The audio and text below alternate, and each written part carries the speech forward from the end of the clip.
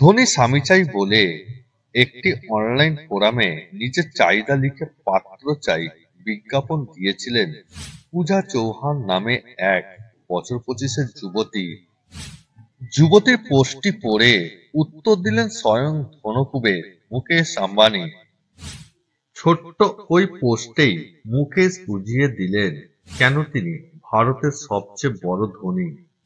মুকেশ আম্বানি ও পূজা চৌহানের সেই পোস্ট নিয়ে এখন জোর চর্চা অনলাইন দুনিয়ায়। কি রয়েছে পোস্টটিতে? তাহলে আর দেরি না করে জেনে নিন পোস্টটিতে কি লেখা ছিল এবং ধনকুবের আম্বানি তার উত্তরে কি বলেছিল। পূজা চৌহান লিখেছিলেন, আমি এই বছর 25 বছরে পা দেব। খুবই সুন্দরী, স্টাইলিশ, রুচিশীল। আমি এমন একজন স্বামী চাই যার বার্ষিক বেতন হবে 100 কোটি বা তার বেশি। আপনারা হয়তো বলবেন আমি একটু বেশি উচ্চাকাঙ্ক্ষী, কিন্তু বর্তমানে বার্ষিক 2 কোটি টাকা বেতনে একেবারেই মধ্যবিত্তের মতো জীবনযাপন করতে হয়। সেই দিক থেকে আমার চাহিদা একেবারেই বেশি নয়। এই ফোরামে এমন কেউ আছেন যার বার্ষিক বেতন 100 কোটি টাকা? তারা কি সবাই বিবাহিত? এখনো পর্যন্ত আমি যতগুলি ডেটে গিয়েছি তার মধ্যে সবচেয়ে বেশি বেতনের পুরুষটির বেতন ছিল বার্ষিক 50 কোটি টাকা। অতএব আমি 50 কোটি টাকার ওপর থেকেই ভাবছি। তার কারণ, কেউ যদি নিউ ইয়র্কের সবচেয়ে অভিজাত এলাকায় বসবাস করেন তাহলে বার্ষিক 50 কোটি টাকা বেতন একেবারেই যথেষ্ট নয়। আমি কিছু প্রশ্ন করছি, কেন সব ধনী ব্যক্তিদের স্ত্রীকে দেখতে মোটামুটি হয়? আমার কিছু বান্ধবী আছে, তারা দেখতে খুব একটা ভালো নয়, কিন্তু তাদের বিয়ে হয়েছে ধনী ব্যক্তিদের সঙ্গে।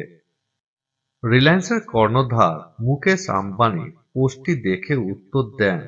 বুদ্ধিদীপ্ত সেই উত্তরটি হলো, আমি আপনার পোস্টটি খুব মন দিয়েই পড়েছি এবং দেখলাম আরো বহু মেয়ে আপনার মতোই প্রশ্ন রয়েছে। দয়া করে একজন পেশাদার লগ্নিকারী হিসেবে আপনার প্রশ্নগুলিকে একটু বিশ্লেষণ করতে দিন। আমার বার্ষিক আয় 100 কোটি টাকার বেশি, আপনার চাহিদা মতোই, কিন্তু একজন ব্যবসায়ী হিসাবে আপনাকে বিয়ে করা খুব খারাপ সিদ্ধান্ত হবে। খুব সহজ উত্তর। দেখুন, আপনি চাইছেন সৌন্দর্য ও টাকার বিনিময়, অর্থাৎ আপনাকে বিয়ে করলে একজন সুন্দরী স্ত্রী পাওয়া যাবে, তার বদলে আপনি হবেন ধনী। কিন্তু সমস্যা হলো আপনার এই যৌবন ও সৌন্দর্য একটা সময় শেষ হয়ে যাবে, কিন্তু আমার টাকা শেষ হবে না। বরং প্রতি বছর আমার আয় বাড়বে, কিন্তু প্রতি বছরই আপনি আরো সুন্দরী হয়ে উঠতে পারবে না। অতএব অর্থশাস্ত্রের নিরিখে আমি একজন অ্যাপ্রিসিয়েশন অ্যাসেট আর আপনি ডেপ্রিসিয়েশন অ্যাসেট।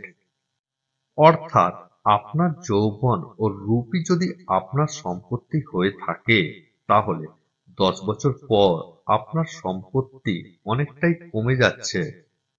ওয়াল স্ট্রিটে একটি প্রবাদ আছে, প্রত্যেক ট্রেডিংয়েই একটি পজিশন থাকে। আপনার সঙ্গে ডেটিংও একটা ট্রেডিং পজিশন। যদি ট্রেড ভ্যালু কমে যায় তাহলে তা আমরা বিক্রি করে দিই।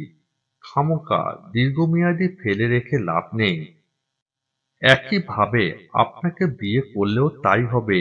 শুনতে খুব খারাপ লাগলেও সত্যি যে কোনো সম্পত্তি যার ডেপ্রিসিয়েশন ভ্যালু বেশি তা বিক্রি করে দেওয়া বা লিজ দেওয়াই লাভজনক। নিশ্চয়ই বোকা নয়। ব্যবসায়ী দৃষ্টিভঙ্গিতে আপনার সঙ্গে ডেট করা যায়, কিন্তু বিয়ে করা যায় না। অতএব কোনো ধনীকে বিয়ে করার স্বপ্ন আপনার না দেখাই বুদ্ধিমানের, বরং নিজে 100 কোটি আয় করার চেষ্টা করুন। কোনো ধনীকে বোকা বানানোর চেয়ে ভালো হবে। আশা করি এই উত্তরটি আপনাকে ভাবতে সাহায্য করবে।